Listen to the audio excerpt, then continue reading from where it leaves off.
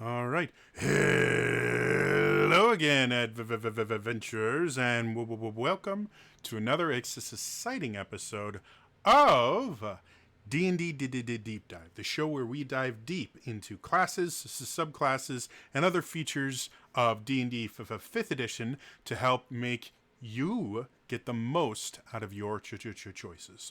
So, today, we are continuing this is a series on the heroes and villains of the Theros supplement, which is a brand new supplement on the DM's Guild. There'll be a little link for it in the description down below.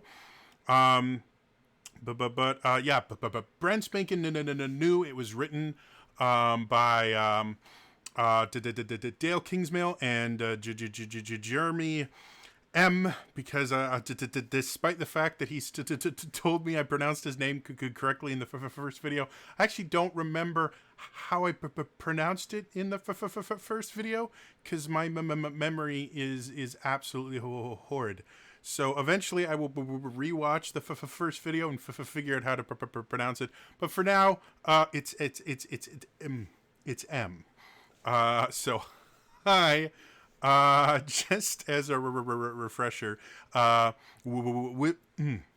Wizards of the Coast released a new supplement fairly recently, which introduced the Theros campaign setting, which the Theros is actually one of the kind of worlds or planes, I guess, in Magic the Gathering, and it has a Greek myth theme to it. So, the entirety of this Heroes and Villains of the Theros supplement is just a way to add a little bit more of that kind of myth feeling. And the first, basically like half of it, is brand new subclasses. So far, we've gone through Barbarian, Bard, Cleric, and Druid. So we're just going to continue down that path with the Fighter subclass, which is the Hoplite. If you're not familiar with the term Hoplite, I'm not 100% certain of the entire etymology of it, but I do know it was associated with Greek armies. That was their kind of elite soldier, or at least that's how they describe it in the Civilization games.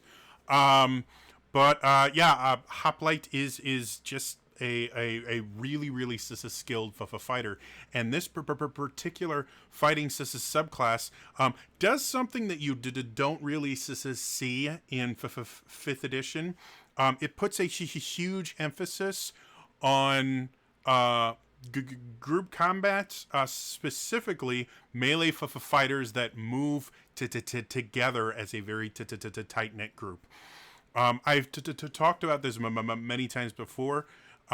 There's a thing in D&D and in basically any tabletop RPG that we like to call fireball formation, which is where you have the entire party in a very close-knit group, and it makes them very easy pickings for area of effect spells like fireball.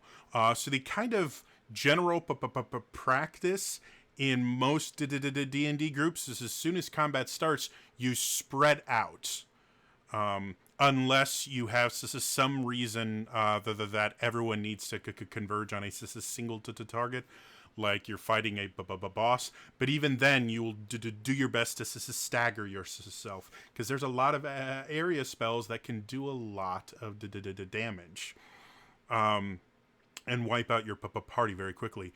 The Hoplite is built around the idea that a truly well-trained and very comfortable fighting force will actually fight better when they're all close enough to be able to aid each other.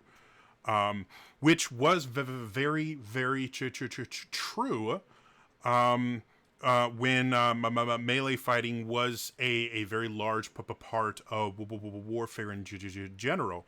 When you look at like the Spartans, and really a lot of warfare, all the way up to like the Industrial Revolution, and just before, where we still had people, standing in lines and firing. That's how war worked. Is you and your buddies were all shoulder to shoulder going up against them, all shoulder to shoulder. We didn't start spreading out and stuff like that until just after the Industrial Revolution, and a little bit during like the Revolutionary War. They started exploring guerrilla tactics, which I believe we learned from the Native Americans. So yeah, that's kind of what this fighter is built around, and because it kind of goes against what most people think of when they're doing combats in D&D in general. I think it makes it a really interesting class, and it does really incentivize the exact type of fighting it wants to. So it does a very good job of that. Let's jump right into the class itself. Starting at the third level, you get what's called squad tactics. And this is where the class feels both familiar and foreign at the same time. This class is actually built very similarly to the Battle Master Fighter. If you've watched my Fighter videos, you know Battle Master Fighter is one of my personal favorite fighter subclasses. I love the maneuvers. I love the control aspect of it. I've said many times I'm a really big fan of control type characters. So both the Battle Master Fighter and the Hoplite have something similar. The Battlemaster Fighter has maneuvers. The Hoplite have what are called squad tactics. Squad tactics themselves are they're basically maneuvers from the Battlemaster. The big difference being the Battlemaster had what was called a superiority dice. He would start with 4 superiority dice, and he would gain an additional to the 2 as he leveled up. So he had a grand total of 6 superiority dice, and every maneuver that he used, he would actually use one of those dice, and generally would roll the die and add whatever was rolled to maybe the attack roll or the damage roll, the things like that.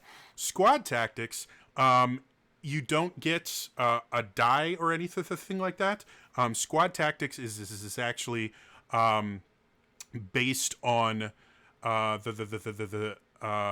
the charisma modifier. Now, I've mentioned in my previous heroes and villains of the Theros, I will not be going into full specifics of everything here, simply because I don't want people to be able to use this video as a way to basically be able to play these subclasses without buying the actual supplement. So I will leave certain things out and encourage you to go and purchase it. It's $8. It's really worth it. However, I really feel that this is an important aspect to talk about, because this creates a strength and charisma based fighter, or a dex and charisma based fighter, which you don't have a ton of. Like paladins use both strength and charisma, but that's about it. Every other subclass that kind of mixes in another stat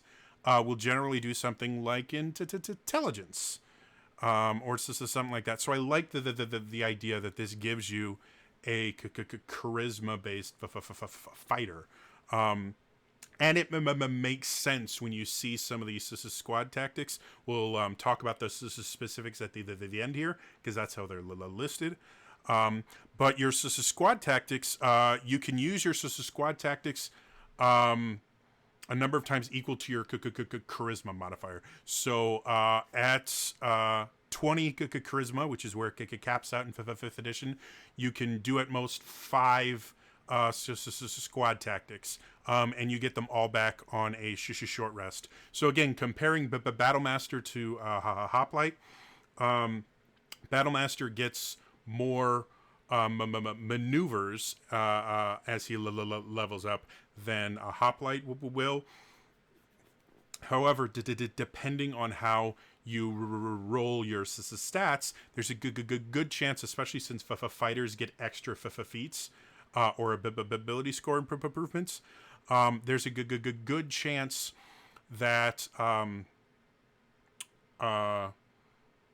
you're going to have more squad tactics than you have maneuvers early, and then when you get to late game, like tier 3 or 4, that's when the Battlemaster will pull ahead. The other kind of different thing is the squad tactics. You learn 2 tactics when you earn it at the 3rd level, and then at 7, 10, and 15, you earn 1 more each. Whereas Battlemaster, you learn 2 more at those lower levels. So the Battlemaster can use their maneuvers more often, and gets access to more maneuvers that they have the possibility of using. So it creates an interesting comparison. So like I said, we'll go into the squad tactics at the end. I do want to kind of remind everyone the way that 5th edition works is the defining features of the class should show up within the first 2 levels. And the subclass should find a way to kind of accent and improve or to change those defining features. The defining features of the fighter are it gets a fighting style, which is not entirely unique, but it gets access to more fighting styles than any other class. It gets access to every single one of them. And fighters get a lot of attacks. This is shown with their action surge, which gives them a complete another action. They actually get the extra attack feature all the way up through, I think, level 17, where they can make 4 attacks in a turn. And then they also have a thing called Second Wind, which allows them to basically heal themselves in the middle of battle by using an action. So yeah, when we're thinking about fighter, we're thinking about they do a lot of attacks. So anything in there should have something to do with giving them more options for their attacks, which squad tactics does. They can heal themselves with their Second Wind, and they have that action surge, which gives them additional actions. And like we talked about before, action economy in 5th edition is king. Whichever side has more actions available to them has the advantage. So the fact that a fighter can just give themselves an additional action whenever they want it, within reason, you can only do it once per day, but that one time per day, they are balancing the action economy towards their team. So that's just a squad tactics. The other thing you get at the 3rd level is called Rising to Tide, which is effectively, remember that's the Second Wind where they can heal themselves? Well, you can actually use your Second Wind, or when you use your Second Wind, you can choose one ally that you can see within 5 feet, and they also gain the benefit of your Second Wind, which is pretty cool. Again, we've already talked about the Hoplite is built around the idea that your melee fighters, at least, should be charging forward together. And this gives you a benefit for sticking close to your Hoplite. If they heal themselves, you get a free heal. So always this is useful to be able to provide healing, especially if you are not the designated healer. It just makes it that much more useful. Going to the 7th level, you get what's called Inspiring Advance. Excuse me. Basically, whenever you are subject to an effect that he heals you, so someone casts healing words, you drink a potion of healing. Um, you use your second wind. You can activate this feature, but basically, any allies within the 30 feet that can hear you gain temporary hit points. The amount of temporary hit points they get, you can go ahead and purchase the supplement to find out. Because it's a really great supplement, and it's definitely worth the $8. But yes, this is making an even better chance for you to basically help your allies to be able to be right next to you. Again, that whole fireball formation thing. If everyone's in the same place, they are easier to attack. So these two abilities giving the Hoplite the ability to heal or give temporary hit points to their allies gives them an incentive to be closer to the Hoplite. The other thing that's nice about this is because it's temporary hit points instead of just healing.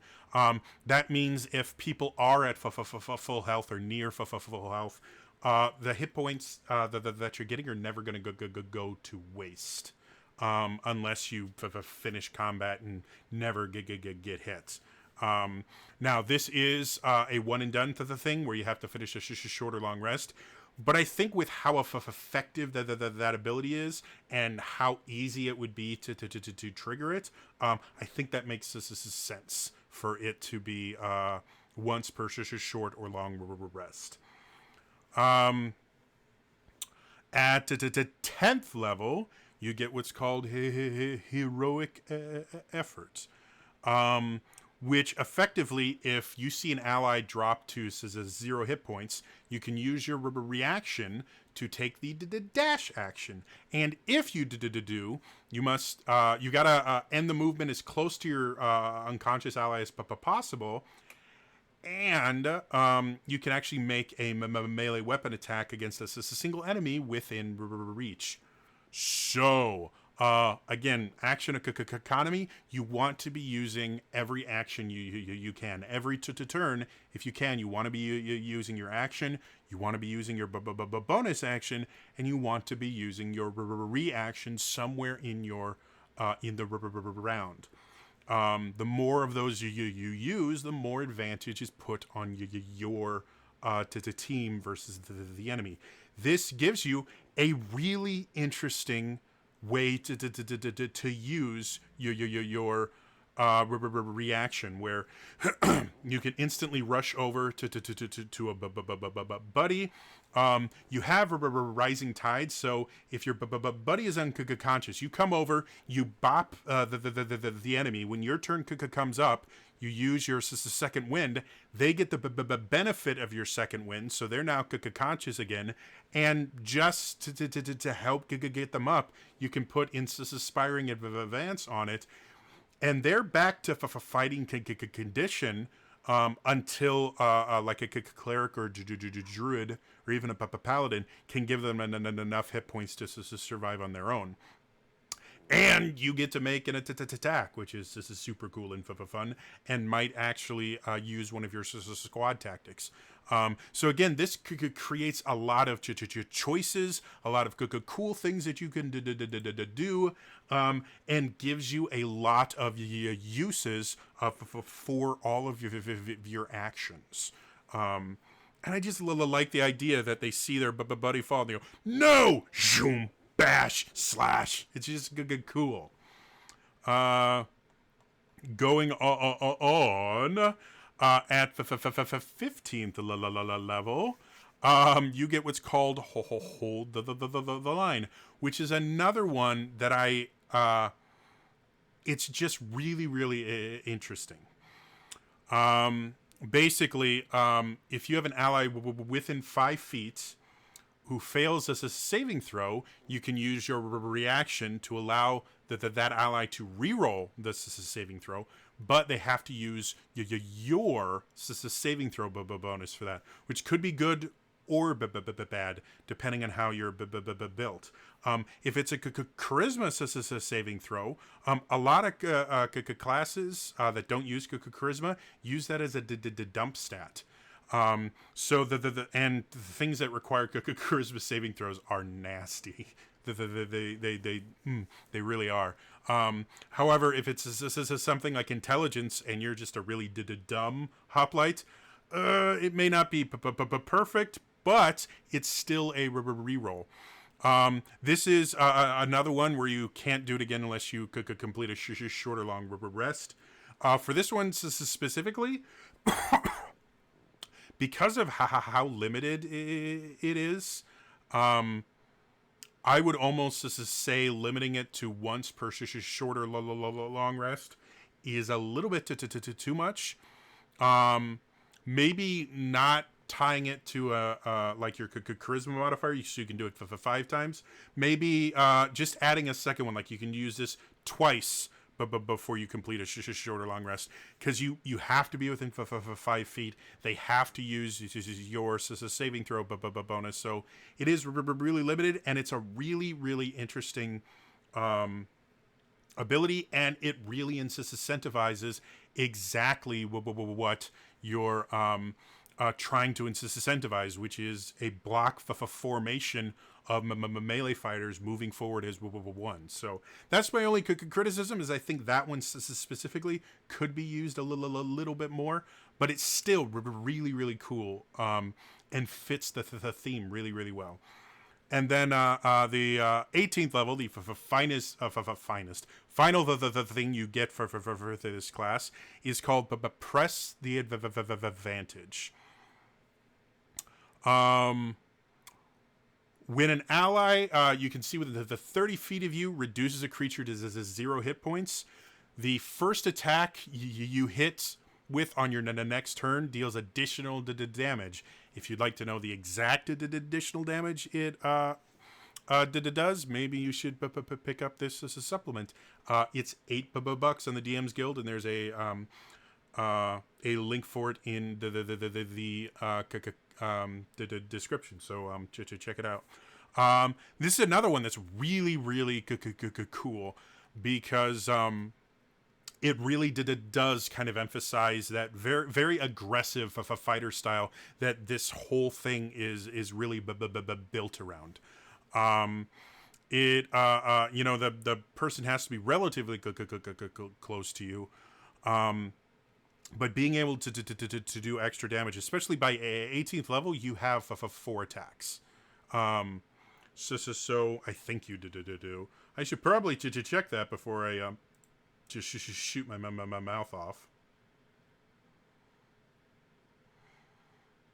No, it's the 20th level you get for 4th, but you have the 3 attacks, so this is still very useful.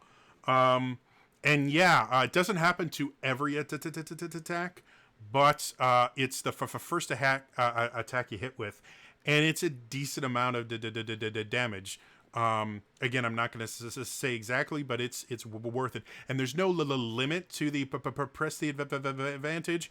It's basically going to be something that you only use once per turn because of the wording. But if your party is downing, an enemy, one enemy per turn, your fighter is doing crazy damage with it. So let's get to these squad tactic options. Again, these are the things you can use them a number of times equal to your charisma modifier. So up to 5 times to 20 charisma, and then you get all of them back on a short or long rest. The first squad tactic is charge.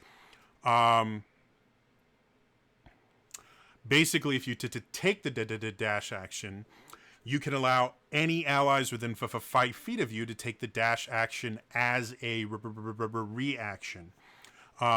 And they have to end their movement within 10 feet of you. So yeah, if you could combine charge with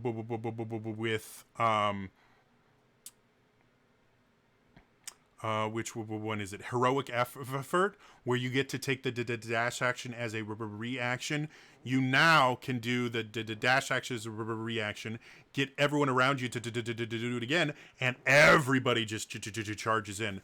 Another thing that's really cool with this, which I think fits with the fighter pretty well, because they get so many more ability score improvements or feats. A lot of these abilities gel really well with feats. Like there's a feat called Charger, where it says when you take the dash action, as long as you travel at least to 10 feet in a straight line, you can make an attack as a bonus action. Now, for this specifically, since it's done using your reaction, you wouldn't have a bonus action to use. But it's still something with how often the dash action is kind of talked about in here. There's a lot of chances where Charger could gel with quite a few of these things. Second one is coordinated maneuvers. It basically is a bonus action. Anyone that can see or hear you is unaffected by difficult terrain until the end of your next turn. This one, I guess, would have a little bit more limited use, but when it's useful, it's extremely useful. Difficult terrain halves your speed. If you're dealing with hypermobile enemies and they're able to halve your speed, bad things happen. And this is just difficult terrain, not natural difficult terrain. So if someone casts into Tangling Vines or any of the other spells that create difficult terrain, you're fine. Next one is create opening, which is basically if you successfully shove a creature or knock it prone, that creature provokes opportunity attacks from your allies. So again, this really incentivizes your allies to stay together, because they have to be within melee range to make an opportunity attack. And this is another one that gels really, really well with a feat, specifically the Shield Master, I believe is the feat. Basically, one of the things it lets you do is, as a bonus action, you can make a shove attack with your shield, and the shove attack can either push someone for 5 feet or knock them prone. And knocking prone can be even more useful, because not only would these guys all get opportunity attacks, but they'd have advantage on the opportunity attacks because they're prone. So yeah, super useful. And again, adding actions to your team. With this one, you're literally letting your team make opportunity attacks using their reaction, which a lot of classes don't have a really good use for their reaction. So this is a great way to ensure your party is always using everything they have. I'm just kind of skimming over these because I haven't really had any thus far that I could kind of not give you the whole thing, because they're really simple and basic. Really effective, but really there's nothing really mysterious about them. So next one, for form up, effectively.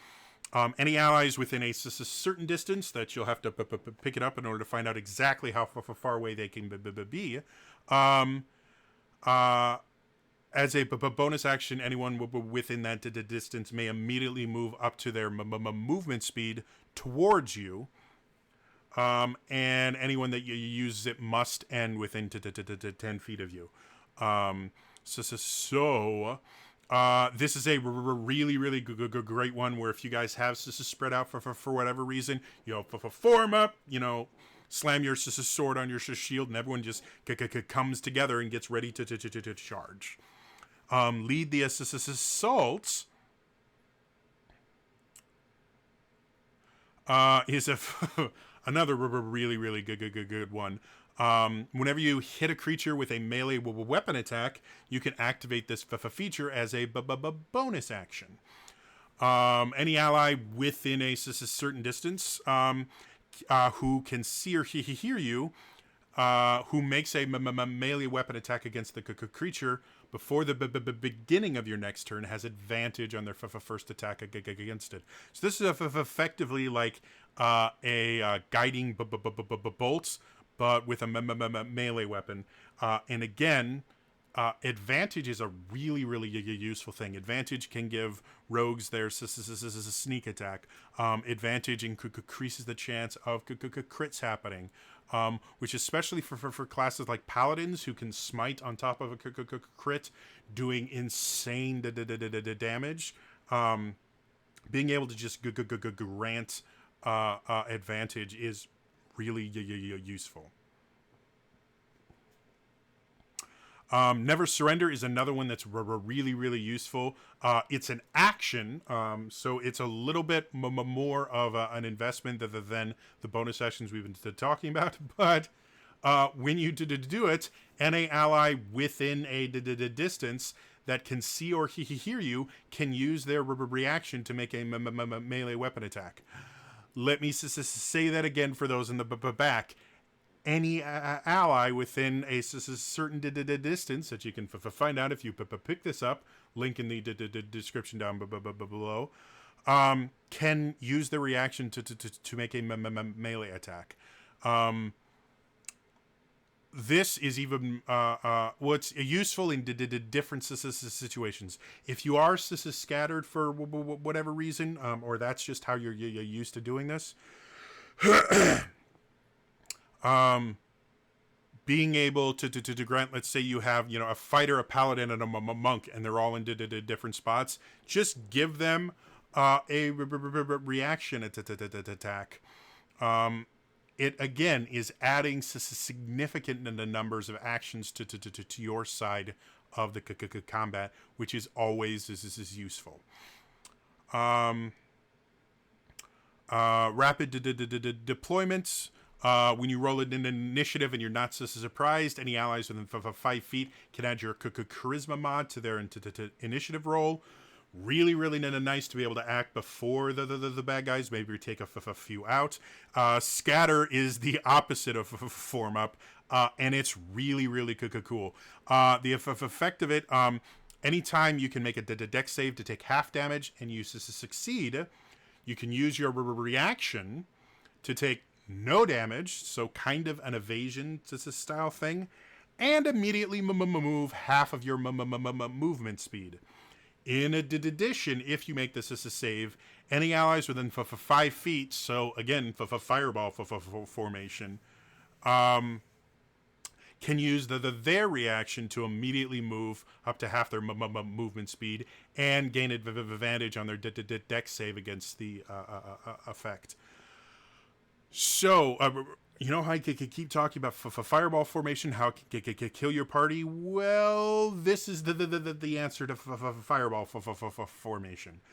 This allows you to have a tight-knit group of melee fighters working together, moving together as one block, and then somebody decides to cast a fireball. You all scatter away to take the least amount of damage as possible, and then can get back together as soon as the danger is passed. So again, extremely effective, and it solves the biggest problem of having a large group like that all in one very small area.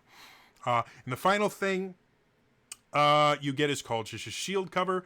It's a bonus action, and for a certain amount of time, if you want to know the exact amount of time, check it out. Pick it up in the link in the description down below.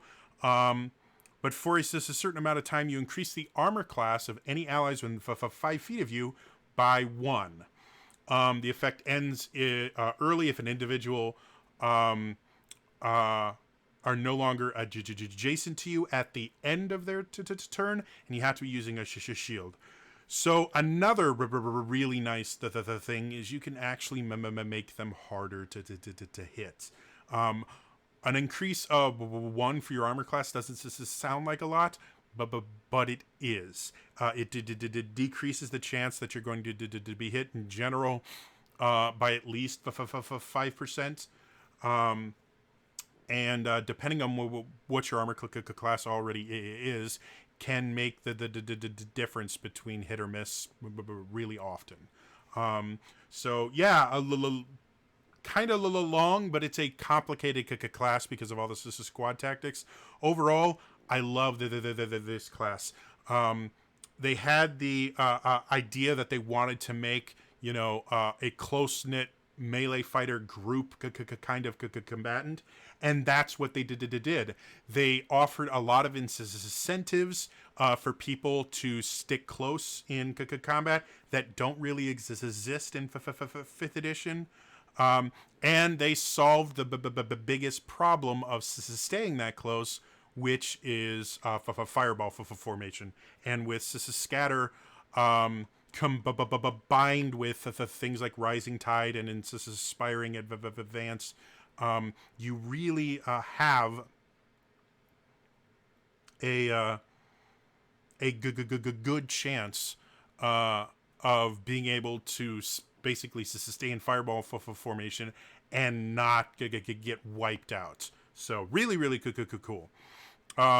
This next one is a little bit more simple, which is funny because the class is significantly more complex, in my opinion, than the fighter. But it's how it goes. So I'm going to try and get through this quick, so this isn't a super long video like my last one. The next one is Monk, Way of the Rage Crowned. I've said this many times. I am a monk. I am a monk player. I studied martial arts for over 2 decades. Monks are my class. They're the first class that I always try out. In basically every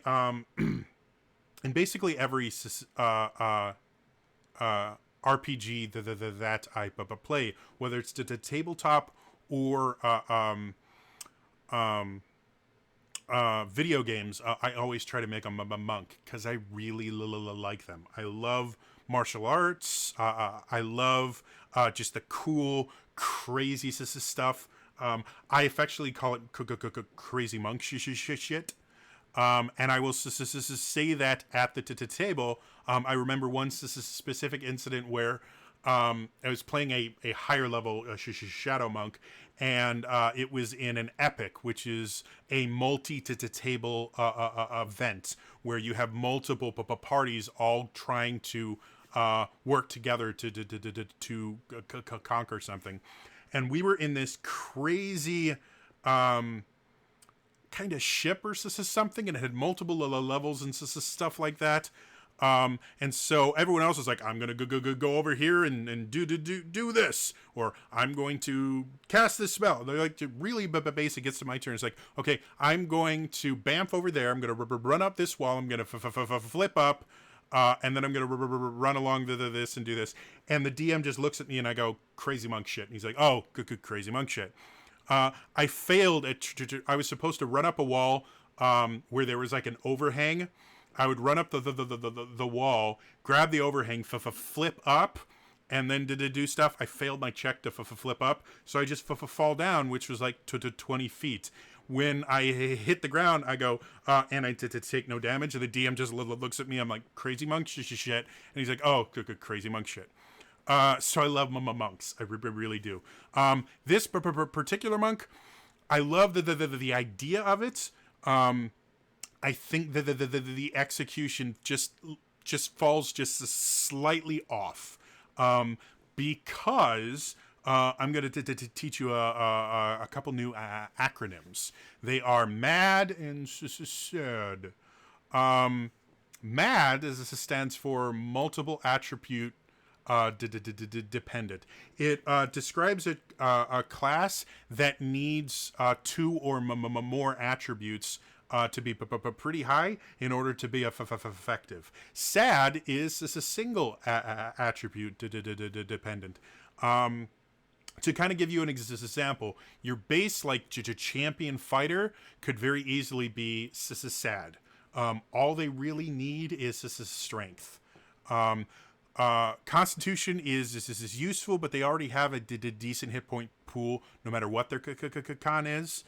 And their armor class are going to be wearing heavy armor, so their dexterity doesn't do anything. They don't cast spells of any kind, so intelligence, wisdom, and charisma just really don't do anything for the base class. Now you can use charisma for intimidation or wisdom for perception, but as far as everything the class requires, you really only need one stat. Monks, on the other wise, are mad, multiple attribute dependent. They need both dex and wisdom, which makes them more difficult to build. In general, they have to use more of their ability score improvements for ability score improvements, so they can take less feats. And if you roll poorly, you can kind of limit yourself out of being able to play a monk. The issue with Way of the Rage Crowned is it adds a third stat to the monk, making them even more difficult to play, because now you also need to be strength based. But let's actually dive into the features here, so you know what I'm talking about. So, right at the third level, when you take this, the idea behind this monk is basically it is a grappling monk. I've mentioned before, I really wish monks could grapple more.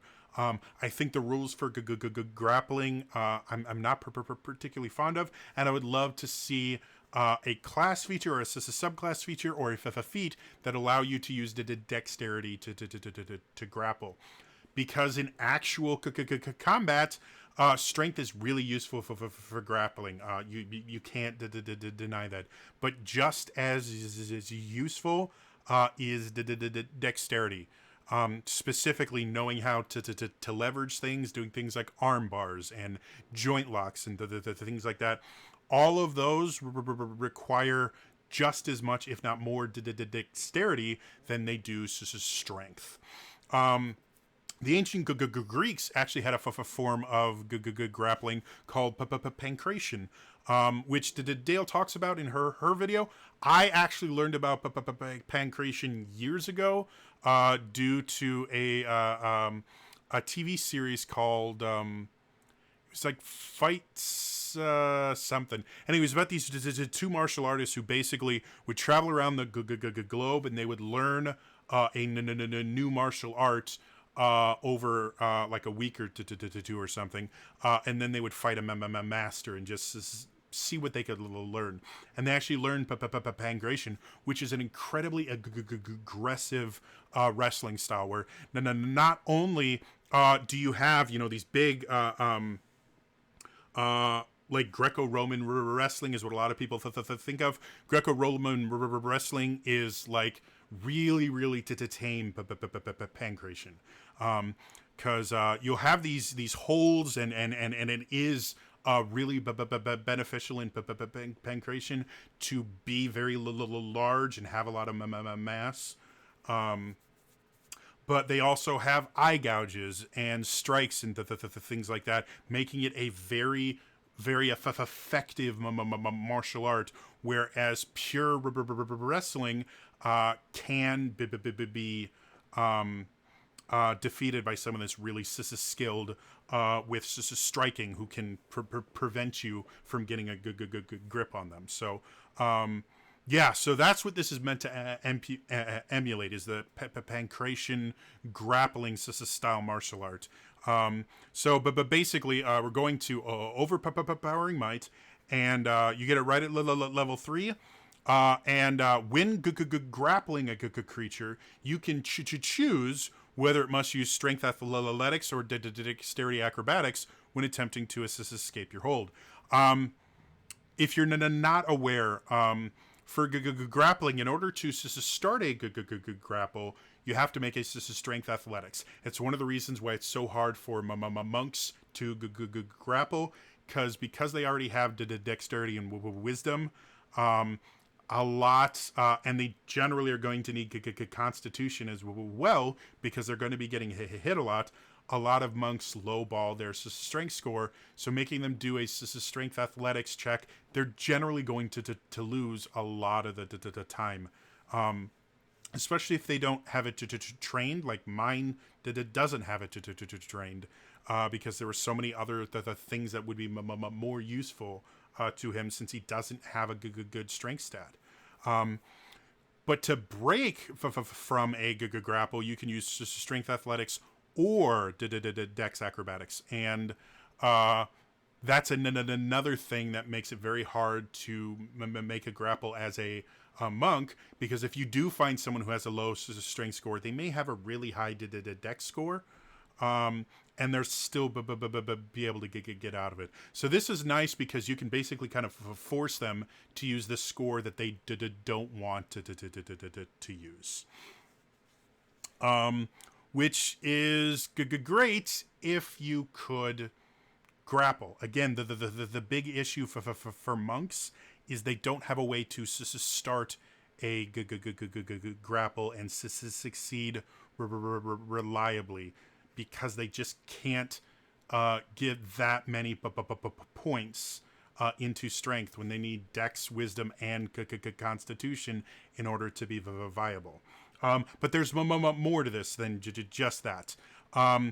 If you hit a creature while you're grappled with an unarmed strike, you can burn to 2 key points to have the creature make a con save. So this is starting, this is getting a bunch of different stats involved. Against a DC, which is 8 plus your proficiency bonus plus your strength mod. So again, forcing you to have a good strength.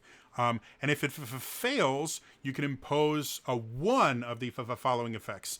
The creature can be restrained as long as it's grappled. You can have the creature's speed for a minute. When it's grappled, its speed is 0. But since it lasts for a minute, you can let go of them, and you'd be able to basically just run around them, popping them, because monks are hyper mobile, and they'd never be able to catch up to you. Or the creature has disadvantage on its attack rolls for a minute, which disadvantage super useful. And at the end of each of its turns, it can make another con save to get rid of it.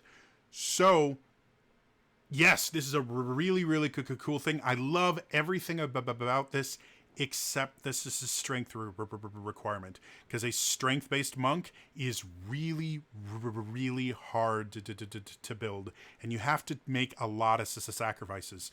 All of your save DCs for a monk are wisdom-based. So if you drop your wisdom in order to get more strength, your stun is going to be easier to get out of. And any other monk ability where you need a save is going to be a little lower. Your dex is used for your attack. It's used for your armor class, and it's used for things like deflect missile, which is super important. Not only because it prevents you from taking damage, but you can use that to make an attack with your reaction by throwing the missile back. So if you're having to decrease your dex, maybe because you've decided that you're going to be a strength-based monk instead of a dex, your armor class is going to suffer. A lot of your abilities are going to be significantly more limited. It's just the entire class is built around the dex and wisdom. So requiring strength for this is spreading out your stat requirements really, really far. So yeah, I like everything about this. The only issue is having a strength-based monk is unbelievably hard to do. Sixth level, you get Savage Resolve, which this one I think is really interesting. It gives you two things. You can burn to two key points to get resistance to all damage types except psychic until the beginning of your next turn. And you can burn to two key points to attempt to grapple a creature 2 sizes larger than you as an action. So grappling is limited to a creature 1 size larger than you.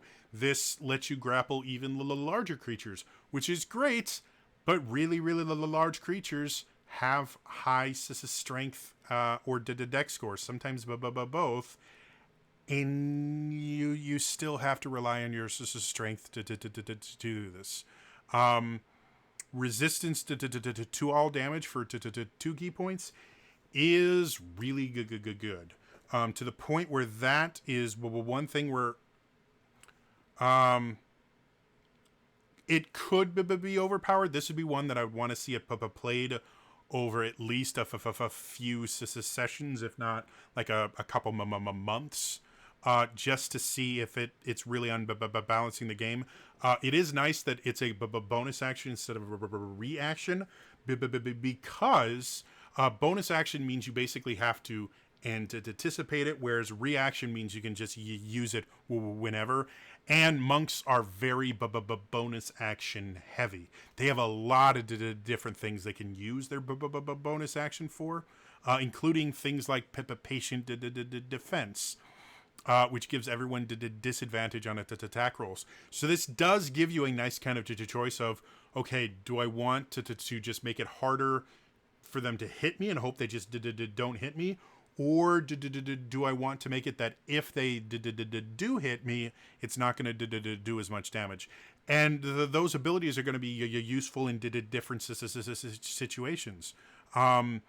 Resistance is extremely more useful against spell attacks because they don't rely, a lot of them don't rely on your armor class. They rely on saving throws. So I like that. I just want to see it played to see if there should be any sort of limit on it other than the 2 key points. But and again, being able to grapple more fits with the theme of the class really well. The only issue is it requires strength. 11th level, you get Merciless Advance. I'm trying to find stuff so I don't give away absolutely every thing here, and again, these are really simple things. So, yeah, still go pick this up.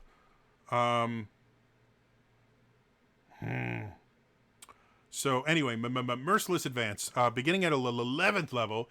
If you take a creature down to 0 hit points on your turn, you can immediately move a distance, which I won't describe because you need to go pick this up, but it lets you move a certain distance and make a single attack in addition to any other remaining attacks you have.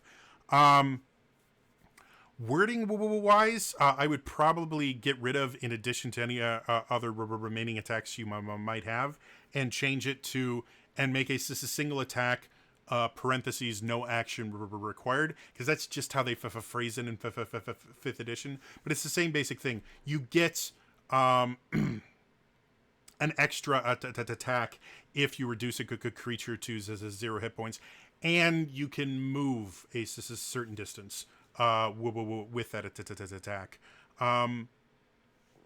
Which is really useful. In the 3rd edition, they had this feat you could take called Cleave, and then you could get another feat later on called Improved Cleave. Cleave basically meant if you killed a creature You could go and make another attack against a creature near you for free, but you can only do it once per turn. Improved Cleave lets you basically just keep making it attacks as long as you were killing creatures.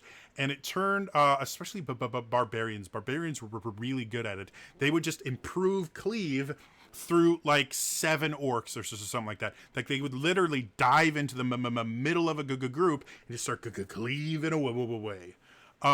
This has that same possibility with monks because they do a lot less damage. There's not as big a chance that the monk is just going to go in there and just like pinball through up a bunch of guys, but you know, if there's a group of enemies that you like fireball and they're just on their last leg, send your rage monk in there and again just watch them pinball them all to death. It can be really cool. And there is no limit to it. Like it doesn't say you can only do this once per turn or anything. So, and I think I like that. I think that makes sense, again, because monks generally aren't doing final blows a ton, and 5th edition creatures tend to be a little bit hardier than the 3rd edition creatures were. I think this has a lot of use in very specific situations, and it's not going to be so useful that it gets abused. So I like it.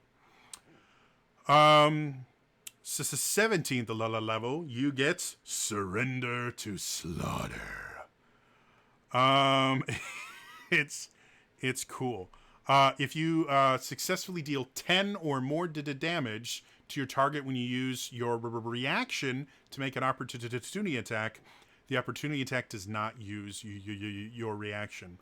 And this is where, again, it's creating that mad kind of class, too many stats. You can use this feature a number of times equal to your dex mod, and you get all your uses back when you finish a long rest. So even within the subclass, you need both strength and dex and wisdom because you're a monk, and you're going to need charisma because this particular class, when you're grappling it to target, your speed is halved, while their speed is 0, yours is halved. So you're limiting the monk already because you're taking away one of their defining features, which is their movement. I guess I never talked about what the defining features of a monk are, but they are the unarmed attack and the unarmed defense. Their key abilities. And their movement. They're super fast. So yeah, like I said, I really like this idea. I want a grapple monk. I think it's a super cool idea. I think all of the abilities that it gives here gives you a lot of incentives to grapple your enemies. The issue being it's just strength based. I would say, because of how the monk is built in 5th edition, I would almost say in for their the 3rd level of ability, Overpowering Might. Were I to create this class, I would say put as part of that ability. You can use your dex instead of your strength to, or you can use dex acrobatics instead of strength athletics to make a good grapple. It's a really small change, and it would massively change how the class works. Then you don't need the strength-based DC. You can go back to your dex-based DC, or you could just leave the spell save DC that's built into the monk already, which is the wisdom, because it's going to be using it anyway. And again, when you're thinking of, even with pancreation, which is a very powerful grappling style, a lot of grappling, especially wrestling, is very much reading your opponent and understanding who is in the dominant position, who is in the submissive position, and how can you flip it so that you are always in the dominant position. It is a relatively intellectual style thing. Martial arts in general is remarkably intellectual. Because it requires you reading your opponent, looking at how their muscles are moving, looking for tells for their next attack. So I think it would actually make sense to use the wisdom-based DC that everything else the monk does uses, simply because when you are grappling an opponent, to keep them from getting out of your grapple, yeah, you can just squeeze them tighter. But if you're a really talented grappler, you're going to watch what they're doing to try and get out, and you're going to shift your grip. You're going to move around to prevent them from being able to use whatever they're trying to use to get out of your grapple. If you only rely on strength, you can only ever fight against opponents who are smaller and weaker than you. And you are eventually going, especially in D&D, you're going to run into creatures that are stronger than you. That's just how it works. So yeah, that would be my only, suggestion for this is just put a little line in there. Because this is limited to a subclass, I don't see that being abused too much by multi-classing or anything, because you have to take three levels in monk in order to get that ability, and min-maxers just it's not worth the payoff for it. But for this subclass specifically, it will make everything work better. Yeah, it would just fit in with the theme of the monk a little bit more. Again, I understand the idea of pancreation being this really muscular, very aggressive style.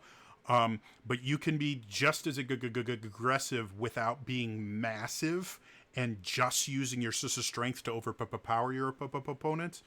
And while I've never personally studied pancreation, I have done a little study into wrestling itself. I've got a surprising number for friends that do Brazilian jiu-jitsu, which is a highly effective grappling style. And none of my Brazilian jiu-jitsu friends are, really big guys. Like me, I'm 6'4", I'm 320 pounds, and even when I was in good shape, I'm just a really massive dude. None of my Brazilian jiu-jitsu friends are built like me. They all tend to be very muscular, but they're very, I guess, wiry. They're very lean, and it gives them the ability to grapple significantly more effectively. So yeah, like I said, I love monks. I love this class. I've always wanted a good grappling monk. My big issue is if you require a monk to have a high strength score in addition to a high dex and a high wisdom and a decently high constitution, no one is going to be able to play this class, and you're just going to feel ineffective all the time, because either you highball your strength and have to drop something else, which means you're probably going to have a low armor class or low hit points, yeah, it's not going to be very fun, because the monk is just not designed to be used with strength. Yeah. Again, this has gone a lot longer than I wanted, but these were two, one really complicated class and one slightly less complicated class, but it's monks. I got to talk about my monk. As always, if you enjoy this, please like the video, and Share it with people. We always have to make the like sacrifice to the eternal god of YouTube, the algorithm. So liking it helps improve it in search results and all that stuff. In the comments below. I would really like to hear what you guys are thinking about these classes. We're basically about halfway done. The mythic flair to these classes has been really interesting. So I would love to hear in the comments below what you guys are thinking about as far as what other myths would you like to see reflected in a subclass for the Theros setting. Like I said, leave those in the comments down below. And as always, please subscribe to the channel if you want to see more content like this. I try to keep my D&D deep dives shorter than this, but I'm going through 12 new subclasses, so I gotta just kind of blow through them. Anyway, that's all for me today, and I will see you guys next time. All right, bye.